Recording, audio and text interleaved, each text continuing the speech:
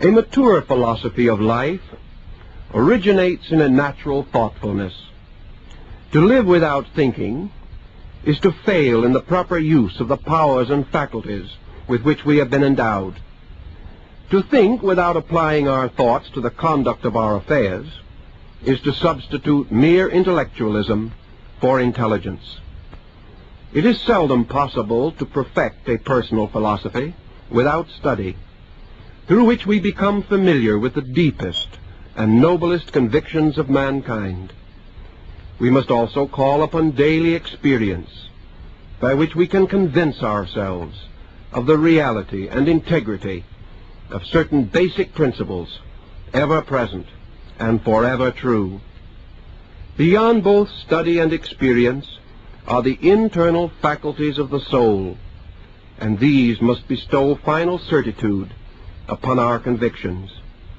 If therefore we live simply and wisely, seeking first the improvement of our inner lives, reserving an open heart and mind, we shall be guided and directed according to our needs and understanding. Each person must discover his own philosophy of life, and it is not fair or right to impose our codes upon others. It is also our responsibility, however, to share one with another such experiences as may have common value. We desire, therefore, not to convert or to convince, but to invite such a sharing with the sincere hope that some mutual good will be accomplished. My life has been devoted to the consideration of those essential doctrines which have most advanced the human state. Yet it would not be entirely fair to say that I have borrowed my convictions from antiquity, or addicted myself to the words or thoughts of the famous or the illustrious. I have chosen rather a course tempered by observation and experience, and mellowed by reflection. Weighing all things, I have chosen to cling to that which was good for me, and most serviceable for those who have sought my help and guidance. From my search for the good and the necessary, I have come to the following convictions.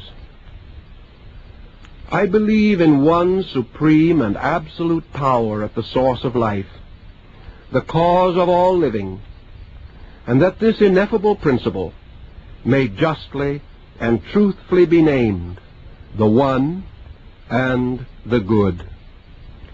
Whether men call this universal divinity, God, or Allah, or Brahma, or Tao, is of no great concern, for such terms and titles reveal differences of language, but not divergence of ideas. Man has come to know this sovereign good through the seekings of his mind and the longings of his heart. It seems to me, however, that believing in good, and in a God everywhere existing, and forever the source of wisdom, justice, truth, and love, we must in the end come to the realization that all the workings of this creative power are necessary, beautiful, and virtuous. The universe in which we live is one of innumerable manifestations of the divine will. The world, therefore, must be essentially good, for it is not conceivable that a principle shall create contrary to its own nature. If then there shall appear to be injustice, inequality, and calamity in the world, they must originate not in the divine understanding, but in human misunderstanding. If it is not given to us to know all things and to solve all mysteries, we must seek through faith, hope, and charity for the beautiful and the good. The will of the eternal power is revealed to us through the laws governing the formation, generation, growth, unfoldment, and improvement of created things. Through reflection, we may experience the realities of these laws and discover them to be both wise and kind, We venerate eternal principles through obedience and through a cheerful acceptance of the lessons of daily living. The end of all learning, the fruits of all labors and endeavors, and the consummation of the deepest and most devout instincts and intuitions of our souls are that we shall come to honor and obey the rules of the vast plan of which we are the conscious and separate parts. All arts, sciences, philosophies, religions, crafts, and trades can enrich our inward lives to the degree that we realize that through them the sovereign laws of existence are variously revealed and manifested for our advancement and enlightenment. I believe that human consciousness is a being separate from the body which it inhabits, and that this consciousness existed prior to embodiment and will survive the dissolution of its physical form. I am convinced of this not only by the authority of religion and philosophy, but also by a natural sense within myself.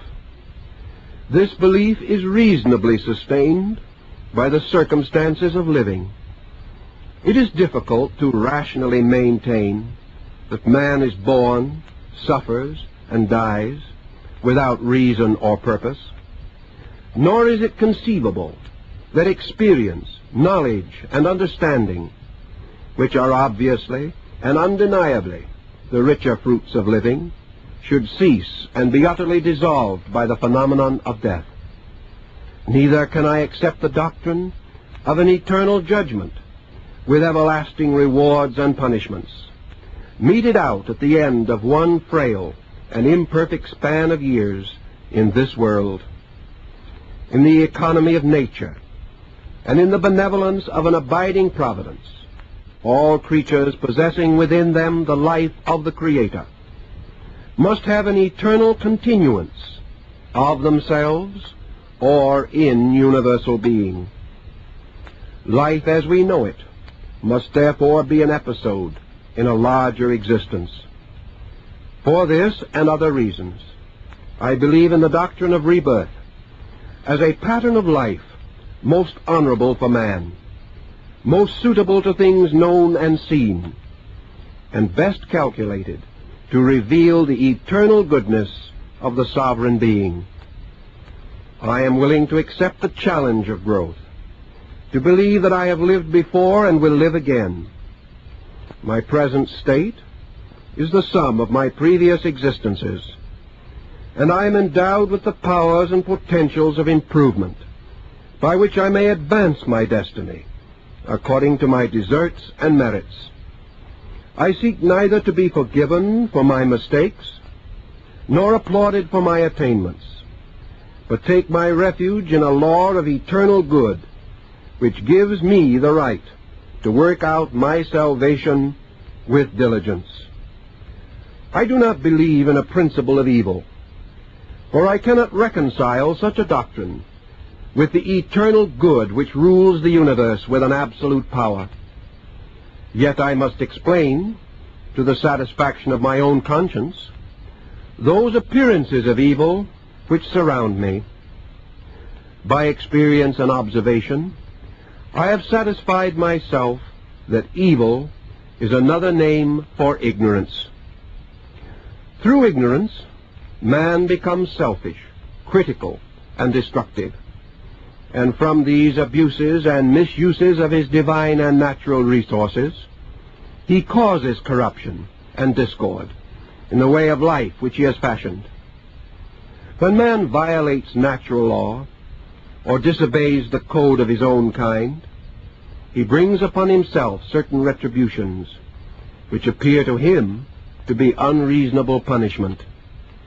In the broad pattern of mortal existence, discord reveals the need for concord, selfishness, the need for unselfishness, cruelty, the need for kindness, and ignorance, the need for the tireless search after truth and beauty.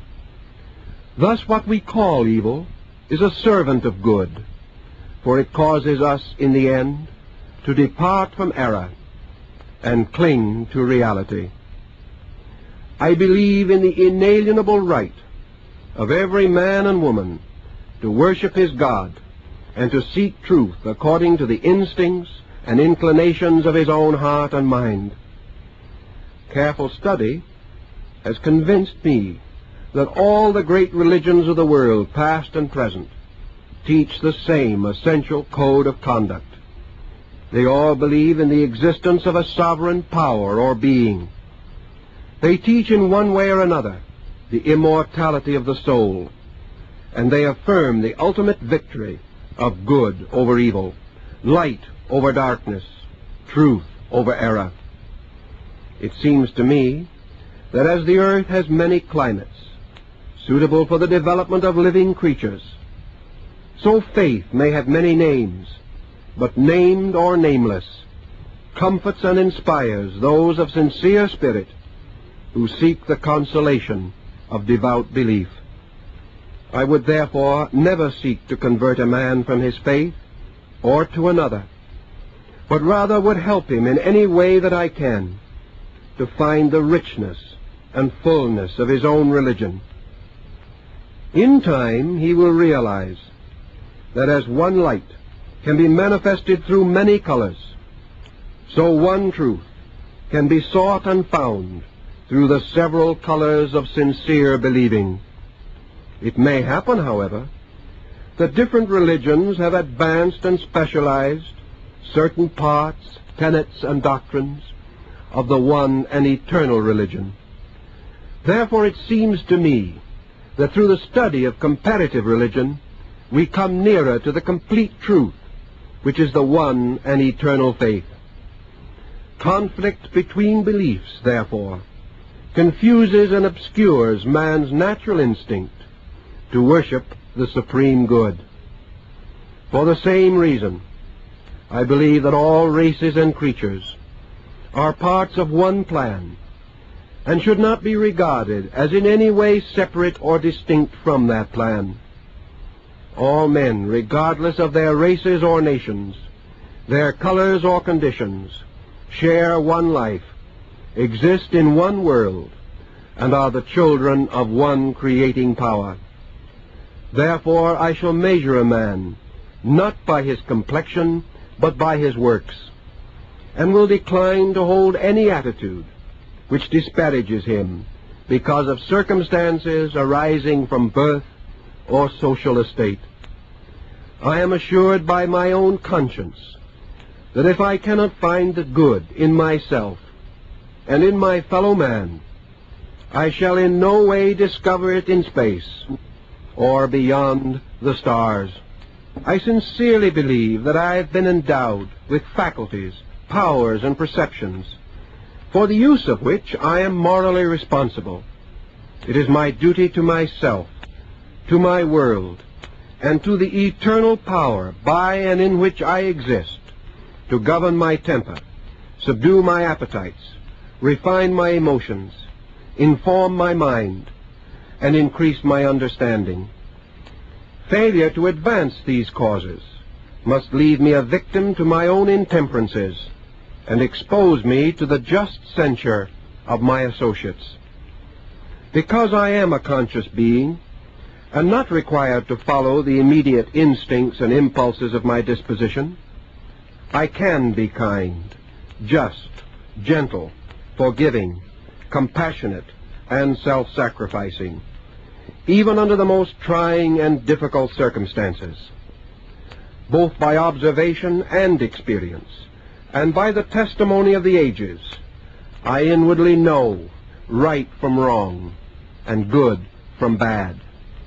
I may not attain to an absolute definition of these terms, but I understand them as they apply to me and to my own conduct.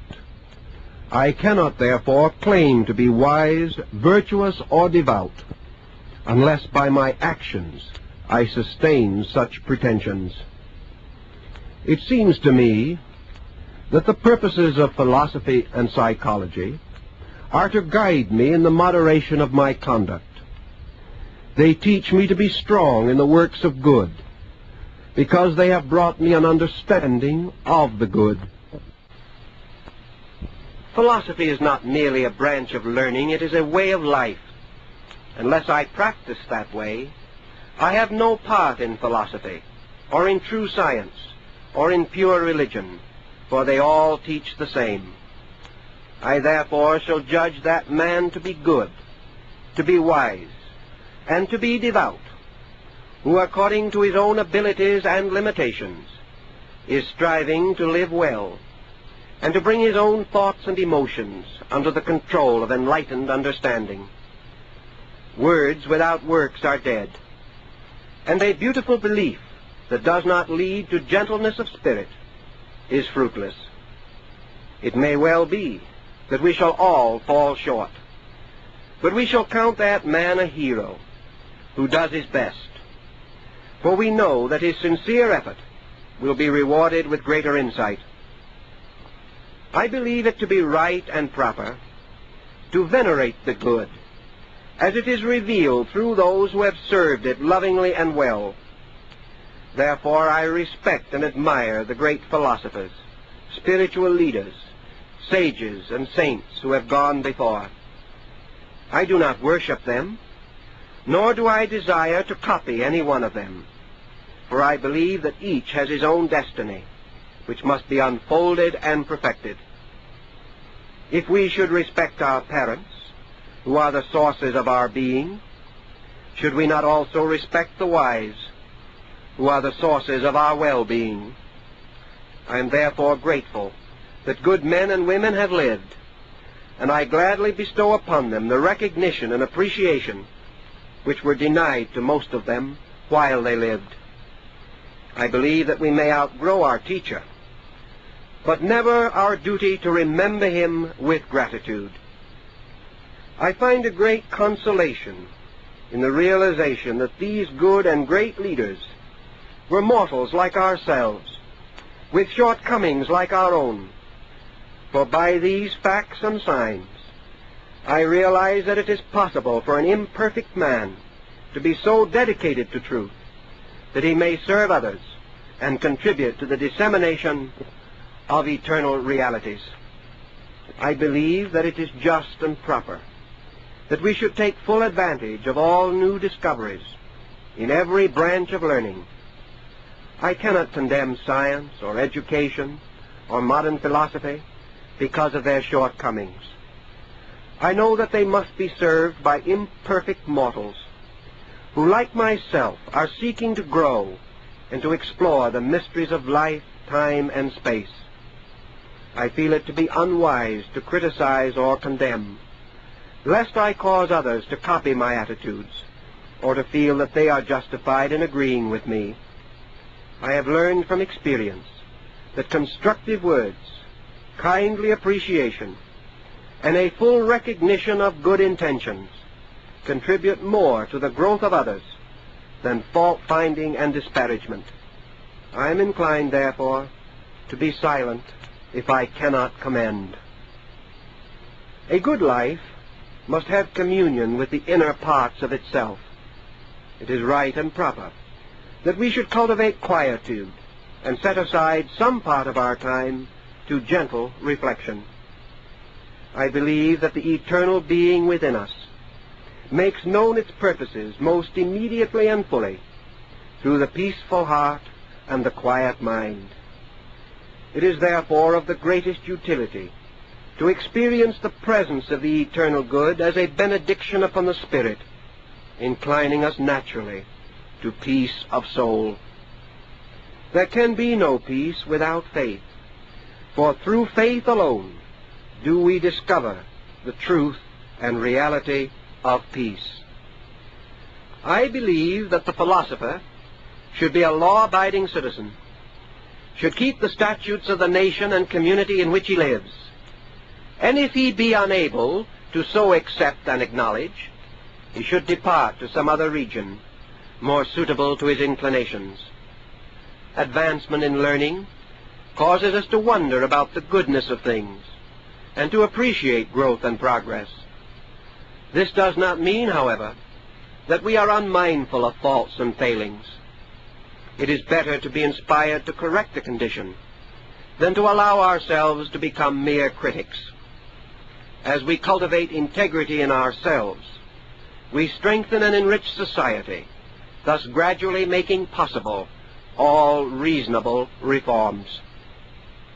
I have observed that those of cheerful disposition, well disposed toward others, naturally slow to anger and quick to forgive, tolerant and inclined to cultivate peace and concord, are most likely to enjoy good health.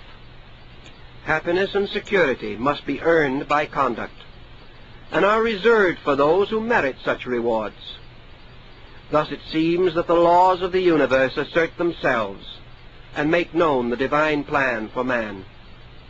Moderation is a virtue, for both abstinence and indulgence are extremes, and nature requires a middle course. I believe that possession is a conceit of the human mind. We are not here to exercise ownership, but to accept a certain stewardship. We cannot possess other persons without injuring them, and even more afflicting ourselves. To have more than we need is a burden to the soul, and a constant temptation to excess and extravagance. Those with many worldly goods have slight time or incentive for the cultivation of character. They become the servants of their own belongings, and are deluded with a false sense of security. It is good for every person to work. Love of religion or philosophy, or the effort to acquire spiritual graces, should never prevent an individual from being a self-sustaining member of society. To be skilled in a craft or a trade is to participate in the experience of creativeness, and to retain honor, and to preserve dignity of person. Nor can I conceive one useful labor to be more excellent than another, or that humble endeavor should be looked down upon or despised. Honest toil is as much a part of religion as the most elaborate ritual in the church or the cathedral. I believe that love is an eternal power and a natural part of the sovereign good. If all things be created by wisdom and supported by strength, they shall be perfected by love. Wherever the redeeming power is present in the world, working the mysteries of regeneration and redemption, there we shall find love. It is a medicine for the sickness of the mind, the debility of the soul, or the exhaustion of the body. By love all things are tempered and subdued, and their perfect works are revealed. For man there can be no proof of love, except that he shall love. By the power of love he is induced to sacrifice himself, and to place the happiness of others above his own. If he loves truly, he will act nobly. He will find no excuse for unkindness or discord, but will forgive his enemy and sustain his friend. There can be no peace in this world, no tranquility within man, no sharing in the grace of the eternal, without love. By it, wisdom shall be made alive. Knowledge shall be used for the common good. Science will become the servant of progress, and religion will end its doctrine of fear. Love is not to be declared or uttered or spoken, but shall be revealed by deeds. By it we are moved to do those things which bring joy to those we care for. True love can never be selfish or self-seeking, but gives of itself utterly and completely. I have further observed that it is most difficult to apply wisdom to simple things. It is easier to explain the universe than to understand the conduct of a friend. It is easier to plan a reformation of society than to build a good home or bring laughter to the eyes of the sorrowful. Therefore it seems to me that the truth-seeker should first put in order that which is nearest to himself. He discovers the wisdom and folly of his beliefs immediately, if he attempts to live these beliefs.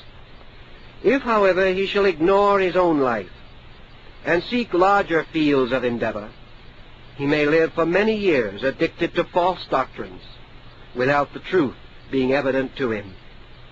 Nor should he ever expect others to love and respect him if he does not love and respect them. Two wrongs will never make a right, and it is against the greater good when we permit dissension to continue among ourselves. I firmly believe that religious experience is good and necessary, but I shall tell no man what faith to follow. We all need the consolation of the Spirit, which comes to those who humbly acknowledge their indebtedness to a sovereign power. The form of the faith is less important than its reality, but through forms men seek the formless, which is the source of all. Likewise, therefore, it is good to pray, not for the things that we want, but for that depth of understanding which we need. Let us therefore pray that we shall live without offense, that we shall serve the good, that in all things we shall be kind, and that in the end we shall know our God. I believe that those who keep the law will be kept by the law. In the fullness of time, the human soul, vestured in righteousness and abundant in grace, shall return to the eternal being from which it came, and it shall abide in everlastingness, and shall know the peace that surpasseth understanding. I do not believe that souls can be lost, that an ultimate evil can obscure the works of good, or that the nature of being is anywhere within itself a source or cause of pain or terror.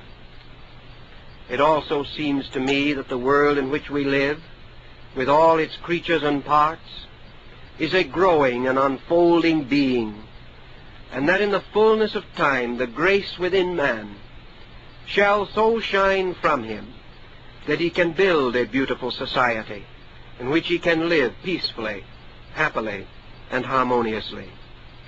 In those days there will be good government, freedom from crime and want, and mankind will collectively be aware of its own purpose and will gloriously and gladly serve that purpose. Until such a time, I shall do what I can, according to the means which I possess, to make this possible, with no expectations of immediate reward. I believe that it is the duty and privilege of those in such special professions as are immediately concerned with the essential growth of man to be honest, sincere, and honorable. I believe that they cannot, without the gravest injury to themselves and others, allow selfishness or self-interest to influence them. It seems to me that we should be specially mindful in the educating of lawyers, doctors, statesmen, theologians, philosophers, and psychologists, doing all in our power to help them to understand the natural divinity and dignity of human life. For as these exercise a wide influence upon the popular mind, they should realize that it is in their power to minister to the inner needs as well as to the outer necessities of those who depend upon them. I believe that greatness of knowledge and wisdom lead to faith, and that without faith, knowledge is a madness and an affliction to the soul. I believe that if I follow in the path of wisdom, as revealed to me by the teachers of the race, by the inward instincts and intuitions of my consciousness, supported by the observations and experiences of living, I may live in a manner acceptable to truth. If I so live, I will earn and merit the right to a larger knowledge and understanding, but I am not entitled to more than is sustained by my conduct. Furthermore, if I devote myself to works of friendliness, refraining insofar as I am able from destructive actions and thoughts, I may face the future with serenity of spirit. I shall live without fear and die without fear. for I shall have justified my faith. Believing in a universe of truth and beauty, I shall meet each day without question or doubt. I shall remember the past without regret or remorse, and I shall look to the future for the fulfillment of all good things. Beyond this I do not know, and I cannot do. But I have faith that when it is necessary, I shall know and I can do. I ask no more, and I accept no less.